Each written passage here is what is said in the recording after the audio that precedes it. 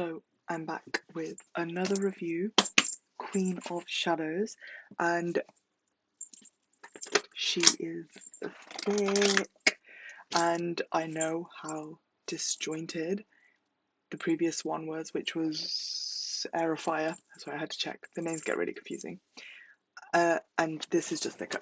So great. Great for us. But I just want to say that Sarah J. Maas has me in a bit of a chokehold. I don't really want to read anything else. I am currently reading something else though because I said that I would read it. So I was like, oh, maybe I need to like take a little bit of a break. But this is technically the fourth book in the series, but I'm reading it fifth because I read the I was gonna say the protocol, the prequel just prior to this, which I do recommend because I think you do need to read it before this one, but I would read it after the first three because it just makes more sense. But anyway, this book has 4.62 stars on Goodreads. It's got 1,175,634 ratings and 86,045 reviews. Do they have a summary? A little, oh, we don't want to read the preview. What is this? So she's returned to the Empire for vengeance, to rescue her once glorious kingdom, to confront the shadows of her past. She's embraced her real identity as Aelin Galantheus, the Queen of Terrasen, but she has to reclaim her throne. She has to fight. She'll fight for her cousin, a warrior prepared to die for her, fight for a friend, a young man trapped in an unspeakable prison, and she will fight for her people enslaved by the brutal king waiting for their lost queen's triumphant return. This is the fourth in a New York Times bestseller, and the journey continues. Let me just see.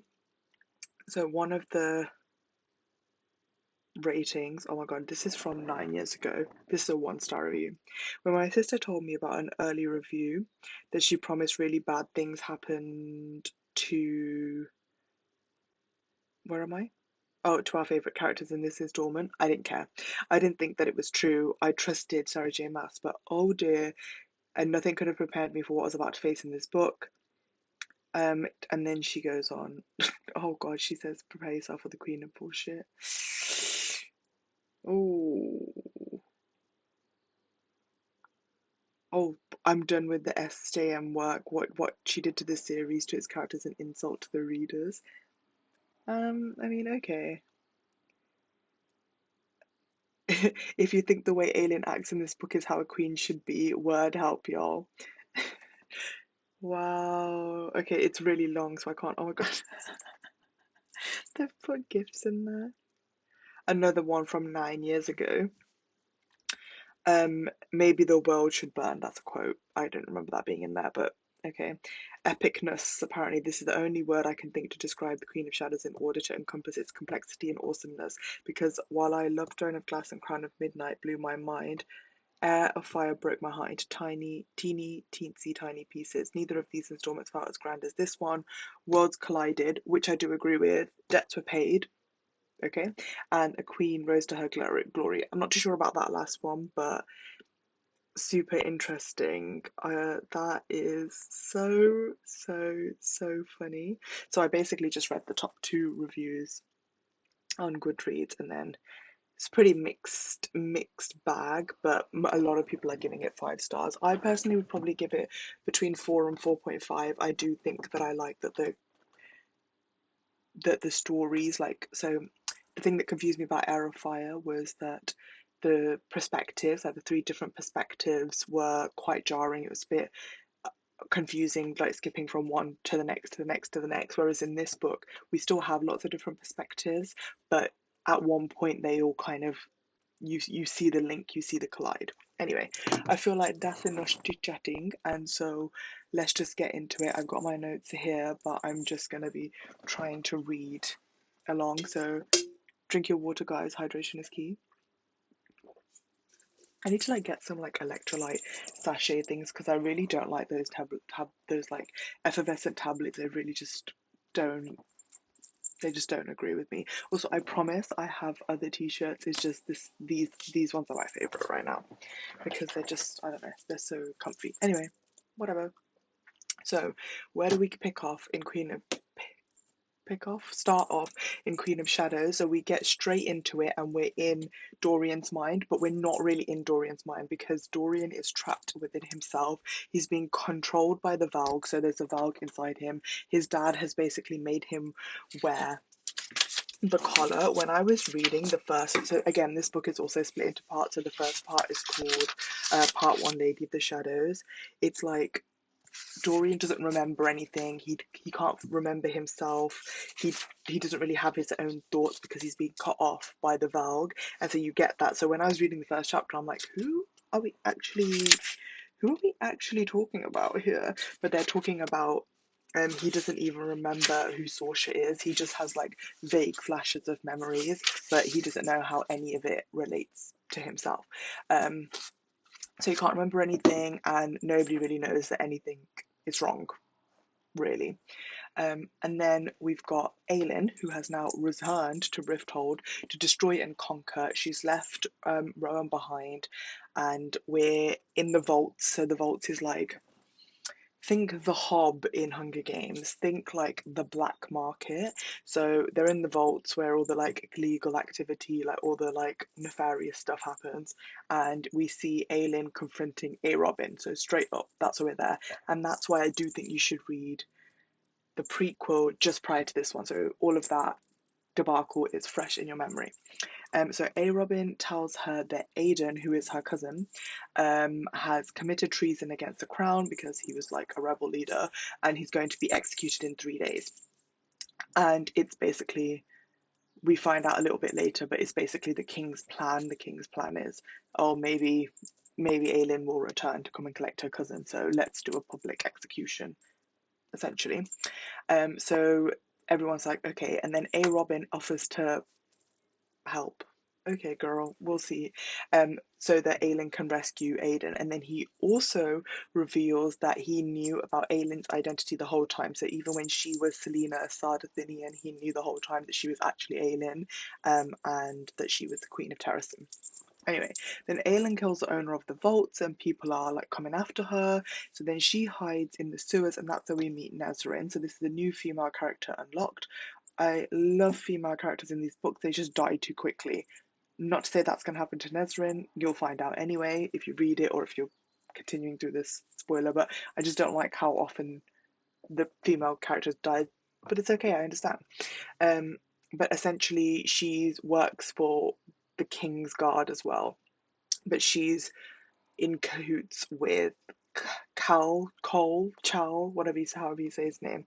But now Nazrin tells Aelin that Cole is part of the rebellion because at the end of Heir of Fire, when Sorsha was killed and Dorian was taken prisoner, Cole fled to join the rebellion. Anyway, then Aelin and Cole are reunited. That's a little awkward. And Cole knows how to restore magic, so Aelin's like, okay then, do share. And he's like, no. And Aelin's obviously getting angry because she's like, look, this is bigger than us, like stop being petty and just tell me, like whatever. Anyway, meanwhile in the dungeons, Aidan's got this wound that's infected, and he's basically hoping that it will kill him before Aelin can come and attempt to save him, because he's like, I need to do right by my queen, la la la la, and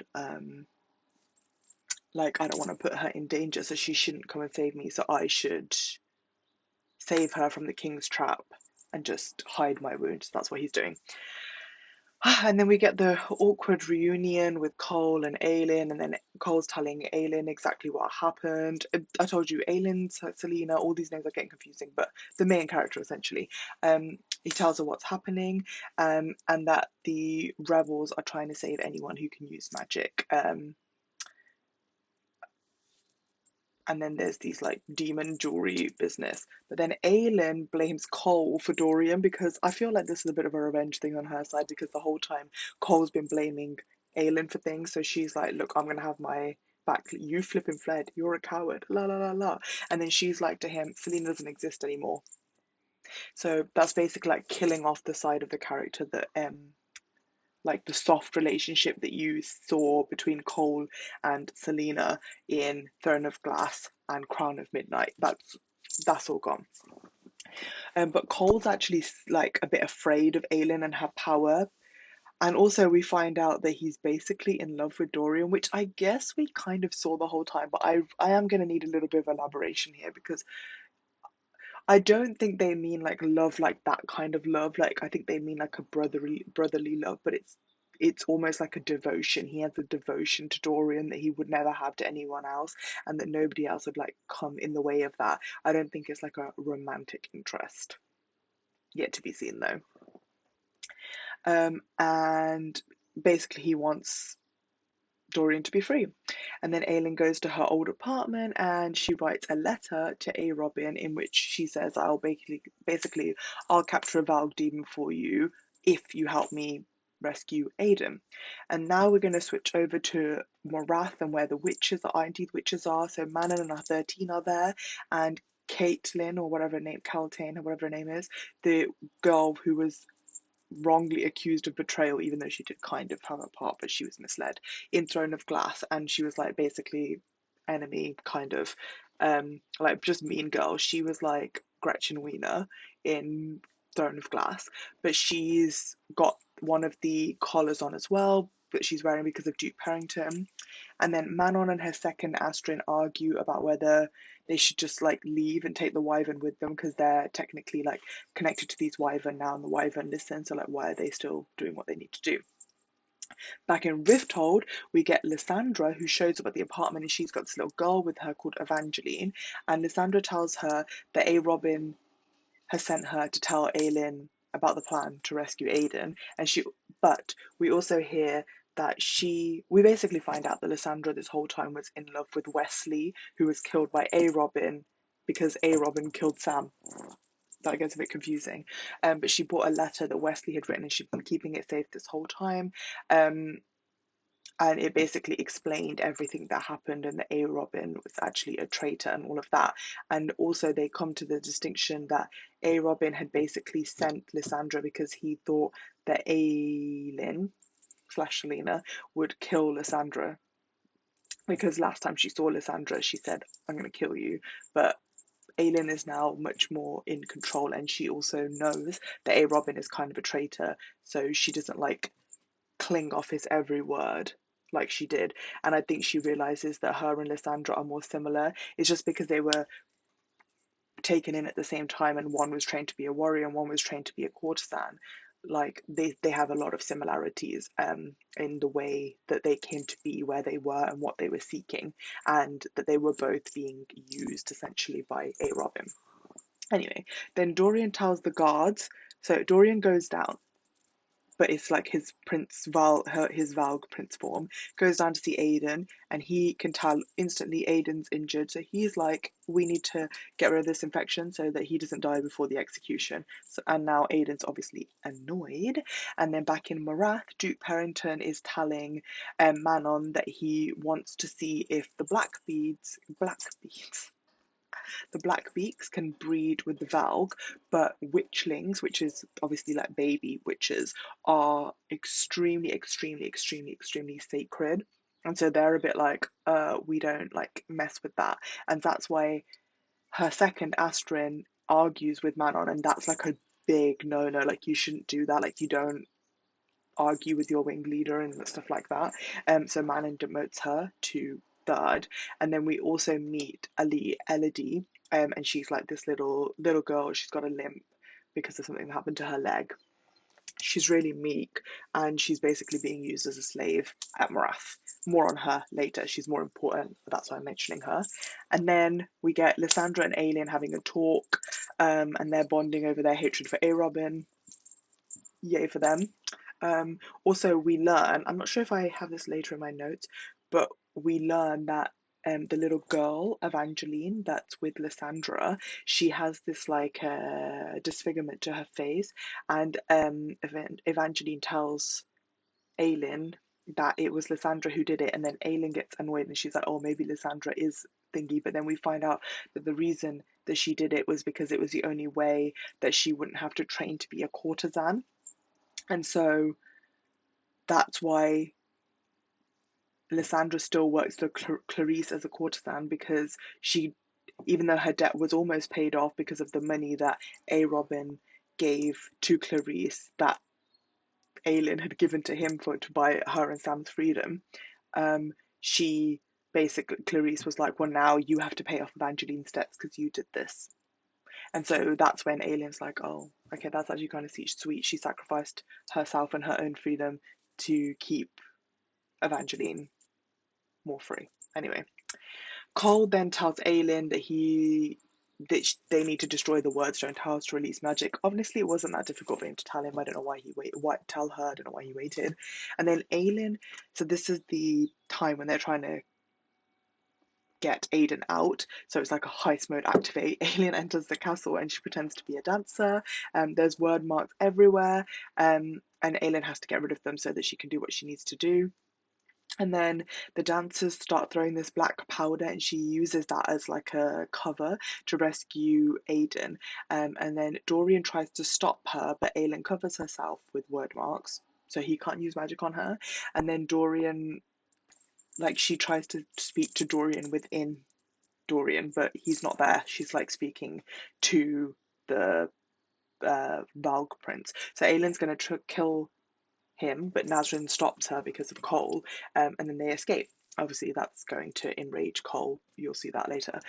Anyway, back in Morath, Manon realizes that Elodie doesn't know that she's part witch. So Elodie is actually related.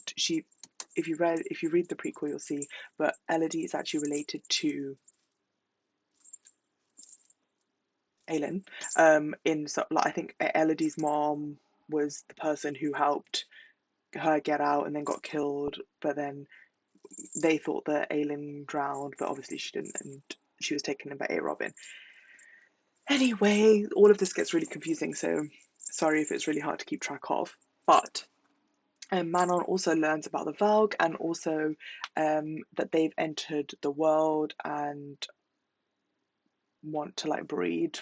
I don't know, with the witches, and so the yellow legs are the ones that volunteer, because even though Duke Parrington asked for black beaks, yeah, the yellow legs volunteered to do the experiment, which is like they're not going to be like, well, they are, but they're not going to be like physically intimate. I don't know. They're going to basically like cut into their abdomen and put this stone or something. I don't know. It's weird. And that's how they're going to reproduce. Anyway, and then we find out back in Riftol that Dorian is not really there anymore. And he tried to give Aelin a sign, but he couldn't. And now he basically wanted her to kill him, but then obviously Cole was determined to save him. And then A. Robin tells Aelin that she needs, tells her or asks, basically tells her, you need to fight. You have to fight with the Valg in the pits, which is like a new version of Vault. And she does it so easily, and she like, everyone's like, wow, whatever. And then A. Robin rewards her by telling her where Sam's grave is. And then in Morath, Astrid tells Elodie that she's a witch, which is cute. Elodie tries to escape, but she's caught by Manon. And then Manon tells Elodie that she has to decide whether she wants to be treated as a human or whether she wants to be treated as a witch. And then in Rifthold, the Valg kill everyone in the Shadow Market, and the commander summons a word hound, and then the word hound is actually the king, like talking through it. It's really like strange. Then you would not believe who shows up, because I did not think he would make an appearance in this book, but Rowan comes and he's like, oh, it's just a lot. But anyway, he comes, even though Aelin had told him not to, and then they have this like whole like moment, and he meets Aiden, and then we don't realize, but Rowan realizes that Aiden's dad is actually Gabriel, who is one of his like Fae friends who were in one of the warriors, and that Aiden's mother had kept him safe by not revealing who his father was, so that Maeve couldn't find him, because then Maeve would want him. But then Rowan accidentally divulges that he's sworn the blood oath with Aelin, and this whole time, that's what Aiden said he was going to be doing, like this whole time, and he'd been saying it to Aelin, and Aelin hadn't basically told him that she already had a blood oath with Rowan, and so he gets angry and he storms out. And then she tells Aiden that they can have more than one blood oath. He's not really buying it too much, but then he goes, "Okay, I'll do it when you're crowned." But I don't know, because that it seems like they're putting stuff off, and that's not good. And then we have another Fae called Laura Khan who has followed Aelin over to Rifthold and is probably sent by Maeve, is what the general consensus is. And then in Morath, we find out that Caitlin has shadow fire, so she does have an ability, which was why they were so interested in her the whole time, and she's using it on this like random soldier. And then we find out that Manon and the 13 are not allowed to see the yellow legs that are being experimented on. And she also finds out that her own grandmother, the Blackbeak matron, is building a weapon for the king. And she's like, why is she doing that? But then Manon tells Elodie that, okay, if you're going to be a witch, now you need to go and find out what's happening to the yellow legs. So she has to devise a plan to go and do that. So she's trying to do that. And then Elodie saves Caitlin from her little weird perverted uncle, Uncle Vernon, I think his name was. And then Elodie asks Manon for poison so that she can use it in her plan to go and see the yellow legs. Okay, in Rifthold, Rowan and Aiden train together. Rowan tells Aiden never to speak to Aelin with such disrespect. It's a bit unnecessary since Aelin can probably take care of herself, but I understand they have this weird bond, so okay. And then Aelin offers to kill Clarice for Lysandra, but Lysandra's like, oh no, it's all right, I'll get over it. And then Aelin takes Rowan on a tour of the city. Meanwhile, the rebels rescue the prisoners that were on the way to Morath, so like Cole and Nasrin are there. And in that time, Aelin, so that's like a cover, Aelin leaves Lorcan to a group of Valg and he kills them all. And Aelin tells Lorcan that she'll come for him one day. And it's revealed, dun dun dun, Lysandra's actually a shapeshifter. What? But she can't do it at the moment because of all the power that's been suppressed. When she was younger, she was kicked out of her house when she shifted in front of her mother. So what Lysandra actually looks like, that was just what she had shifted into looking like, because she says that she's actually quite plain looking, but she'd shifted into looking like that, and then that's when the power came down. So crazy. And then Lysandra tells Aelin that A. Robin expects her to deliver a Valve demon and to come to dinner. Also, sorry, there was this one scene where basically, I'm not sure if it's later or now. I think it's now, but basically A. Robin sends a gift to their house where it's like an oil, a perfumed oil. It's his scent. And he's like, you have to wear this. Physically felt sick. Physically felt sick. She had to wear his scent on him, and he did it on purpose so that he would do it to others. But big move from Rowan, because he basically wears that scent as well to show camaraderie. A big slay, big slay, big slay. Um, anyway, where are we? Aelin visits Sam's grave, and it's all sad. I think Rowan goes with her, or is it Aiden? One of them go with her. No, it's definitely Rowan because I think he's talking about his Lyra as well. We also find out that Aelin plans to kill A. Robin after the dinner. So farewell, I suppose. Hopefully it works out for you. And then we find out what the poison was for in Morath because Elodie uses it on the laundress because she's volunteering there and she needs to find a reason to go down. So she poisons the laundress, like gives her like makes her feel sick. Then she can volunteer and do whatever she needs to do. So she takes the sheets down to where the yellow logs are being kept, and it looks like the witches have already given once and are pregnant again, but they're giving birth to these like demon babies which are like a combination between the witches and the Valg monster people. So not good, not good, not good. And it's like they're like being like strapped down, and it's like a really traumatic scene. Yeah, and then it's revealed that Elodie's mother was actually Marion, who's the one that sacrificed herself so that Aelin had enough time to escape when the king's men had come for her when she was young.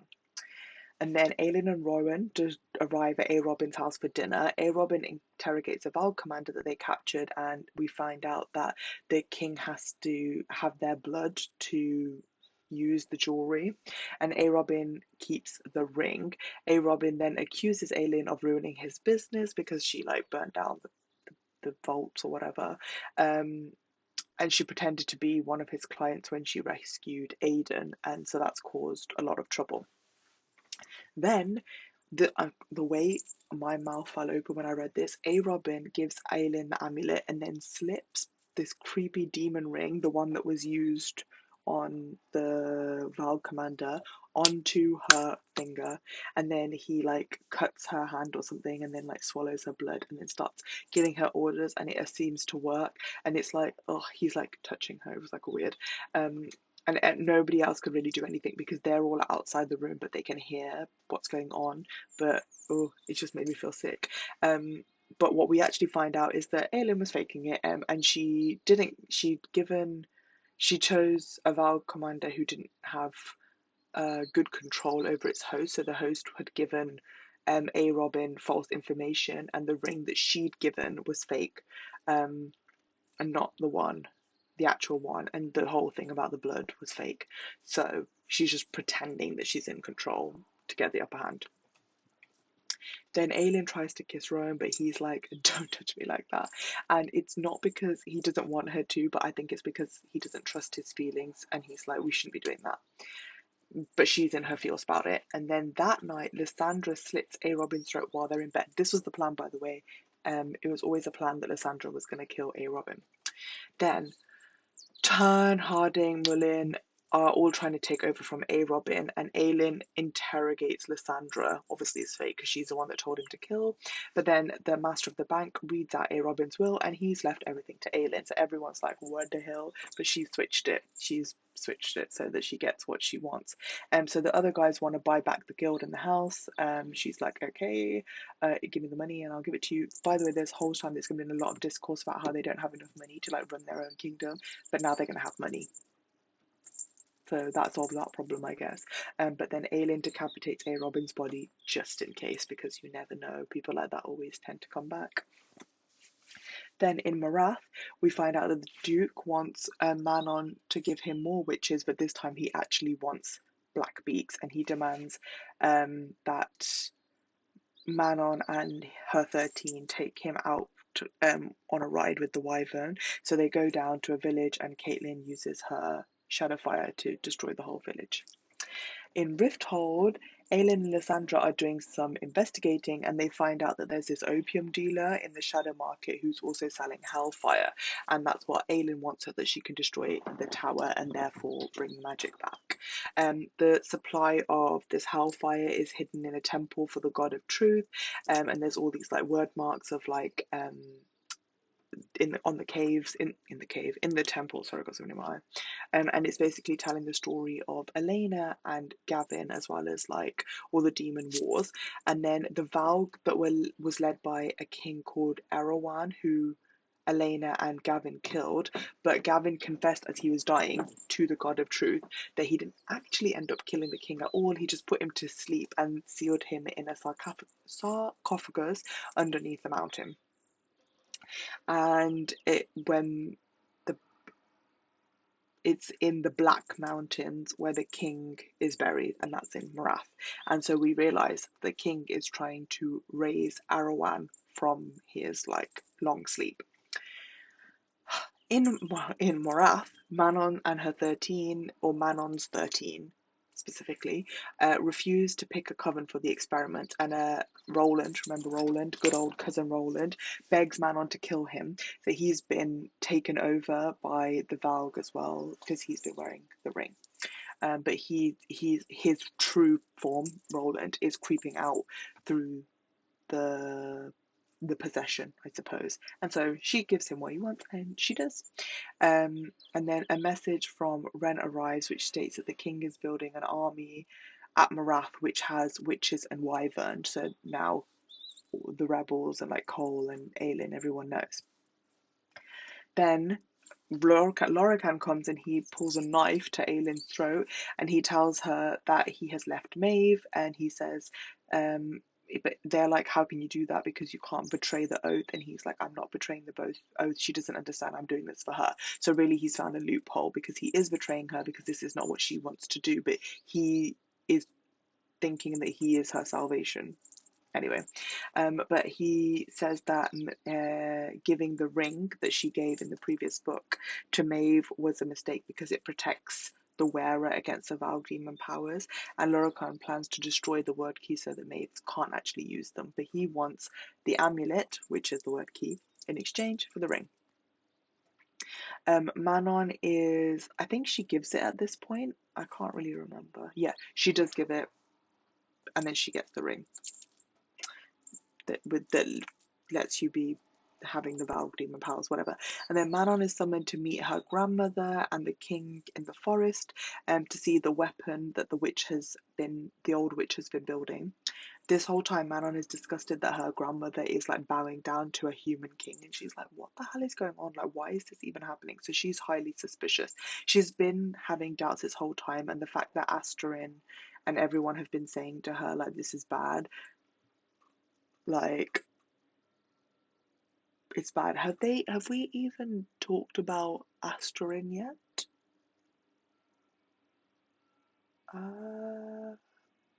I can't remember if I talk about it. Yeah, we talk about it later.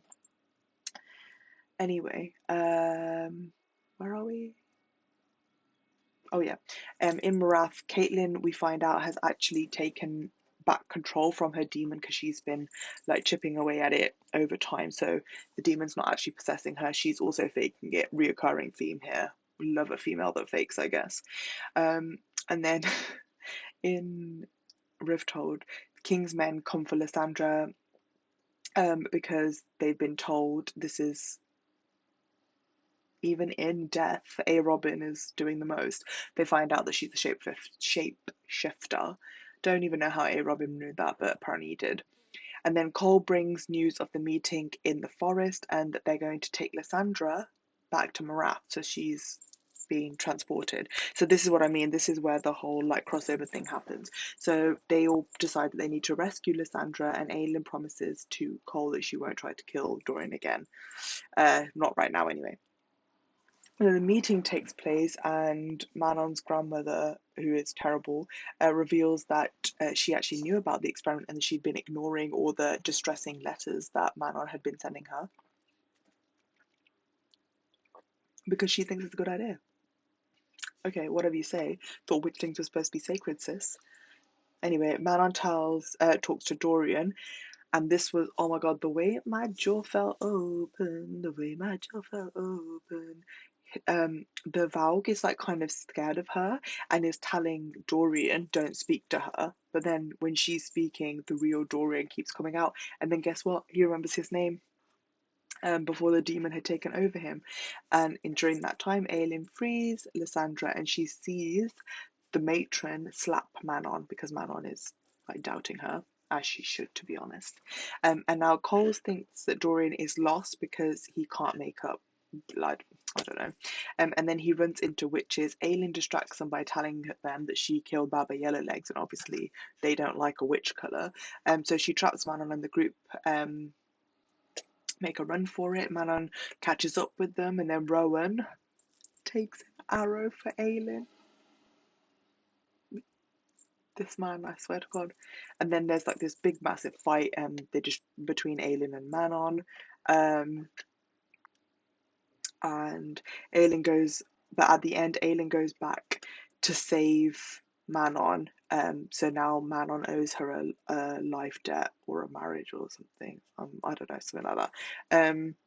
But we also, I think she says later on why she let everyone, I think Rowan asks her, or Aidan asks her, like, oh, why did you save Manon? And it's because of Astrid. She goes, because Astrid said Manon's name, just like they would say her name or something like that, like so just how she would say Rowan's or something like that. I don't remember. And then Manon tells the king that she killed the rebels, so he thinks, yay. Okay, so now the weapon is two towers, that makes like that is made up of mirror that can amplify powers, and the king wants to use it in conjunction with Caitlyn's shadow fire to amplify her power. But back in Marath, Elodie is caught by Vernon when she tries to make her escape, and she's actually imprisoned. And then Vernon gives Manon information on Aelin and Cole, and Manon realizes that Cole is an idiot and didn't actually realize that Dorian is still alive in there. Um, when does she? Do I say that? I feel like my note taking is actually really bad because I haven't said anything. I think I'll say it a bit later. Or maybe it's here.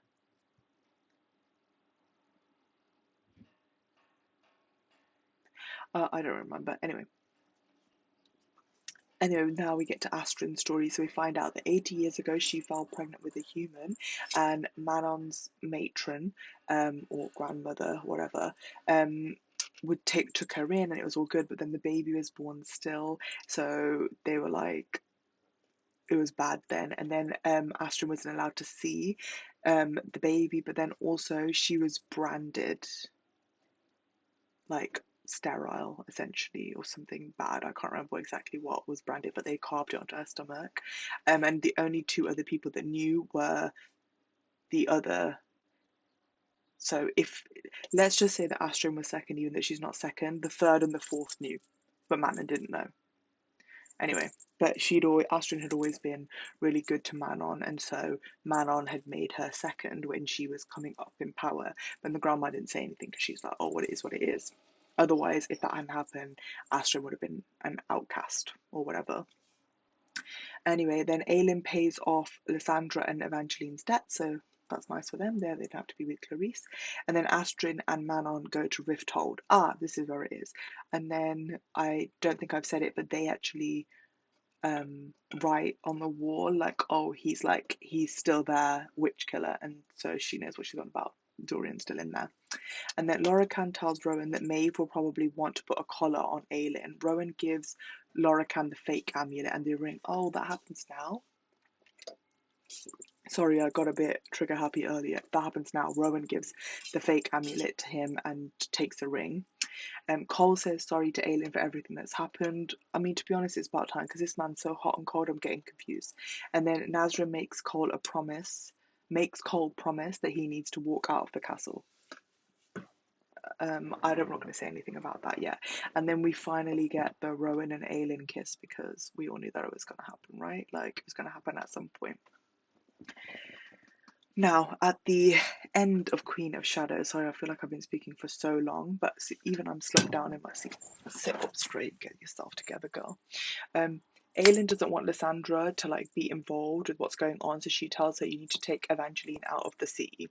And they're basically going to set the towers on fire with hellfire, and then Cole and Aelin are going to take down Dorian and the king. Manon leaves a message, like I said, all over the city, like basically graffiti all over the city to hopefully make Aelin realize that Dorian is still alive, so they won't kill him, because obviously there's like a weird kind of tension between Dorian and Manon. Anyway, Cole's men have been strung up on the wall. They've been executed basically, and their bodies are hanging from the fence, and so now Cole feels responsible for them. It was really sad. Sorry to Reese and sorry to Brollo or whatever his name was. You guys didn't have big parts in the story, but I still had a connection. I don't know why.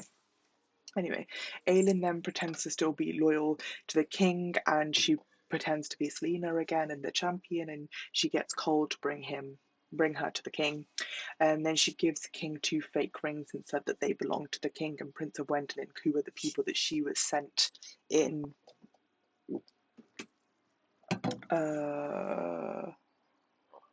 at the end of Crown of Midnight, beginning of Heir of Fire, to go and execute, assassinate, whatever. But obviously she never did, because they're her relatives. I feel like they're going to play a bigger part. They haven't yet. The king then tells Aelin that he knows that she's Aelin, so she can stop pretending. And then we also find out that Lorcan actually lied about killing the Wordhounds, and he actually gave them Rowan's scent, so now Rowan and Aidan are being hunted by them. and so they have to fight them off. And so that delays the whole, they need to burn down the towers with the hellfire so they can have the magic thing, so that's not good. And then Aelin flees the throne room and she's in pursuit after Dorian. Cole stops the king by distracting him so that he can't go after Aelin. And then there's a big fight between Aelin and Dorian. He stabs her. That's really sad. And then Lorcan actually ends up helping Rowan for some reason. Rowan finally uses the hellfire to destroy the tower. The magic is free. Then Lysandra shows up. Now she can shapeshift, and they always talk about this ghost leopard, and I think that's what she turns into. And that's when they start killing the Valg soldiers. And then the king announces to Dorian and Aelin that Cole is dead. And because Dorian also loves in a brotherly way, I think, Cole, he snaps out of his Valg state and he's back in control with his mind and he takes off the collar. I do think that she puts the ring, I believe Aelin puts the ring on Dorian that stops the power thing, so then that's why he's able to snap it off. Anyway, also, real sad part, he's like gonna kill Dorian, and then she's like, oh, you won't, he's your son, he's your heir. And then he's like, I have another son. I do fear this other son is gonna be a problem. I felt like that since a couple chapters into book one, so I don't know, can't remember his name, but I feel like he's gonna be a real issue. Anyway, then the king starts using this creepy voice and he tells them that he and the Duke Perrington went to Marath years ago and freed Erewhon, and then Erewhon took over Duke Perrington's body, and that something else had taken over the king. So basically they're saying that this whole time the Valgs have been inside, or whatever, these weird things have been controlling everything and whatever. And then the king took back control long enough to build the towers and banish magic, and so really he's thanking Aelin and the gang for helping. I'm not sure whether to believe that, but it is what it is. And then Durin's super angry and he shatters the glass castle and he kills the king. And then Aelin, with fear, takes control of the city and frees the slaves and says, like, yo, this is your king now. Sorry, can you see my finger? This is your king now, okay? Pointing to Dorian. Anyway. And then in Marath, Vernon visits Elodie and he says he wants to breed her with a Valg, but Manon comes back in time, just enough time to rescue her. And then with Caitlyn's help, they escape. And then Caitlyn takes a stone out of her arm. Yeah, not really sure what's going on with that yet. And tells Elodie that she needs to give it to Aelin. But she doesn't say Aelin. I think she says give it to Selena Sardathinian. Anyway, apparently it's a key that can unlock any door. Bear that in mind. Apparently Caitlyn is going to use her shadow fire to destroy Marath and herself. So Manon and Elodie and the 13 escape, and then the whole shadow fire thing is going to happen. Then we find out that Lorcan stole Aelin's ring when she was unconscious, and then Dorian and Cole are having a little chit chat. This is after the whole kingdom's gone to shit, by the way.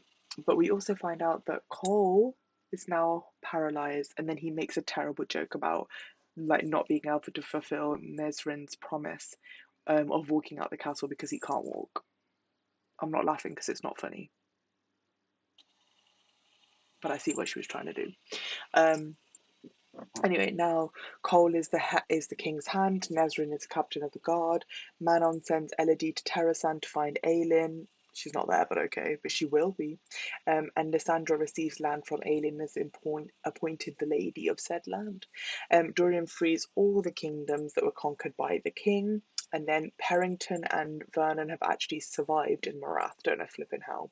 Probably some demon thing. And then Aelin wants Cole to strike an alliance in the southern continent. And then in the meantime, Aelin, Aidan, and Rowan are going to go back to Terrasan. You see, a lot happened. And to be honest, it was quite a wrap up, but I'm excited. I actually will have everybody know that I will be tandem reading the next two books. So God help me. But apparently it's like two different stories that are happening at the same time. So it makes sense to just read them together because I'll probably get bored otherwise. So yeah. Thank you for sitting through this. This was super long. Goodbye.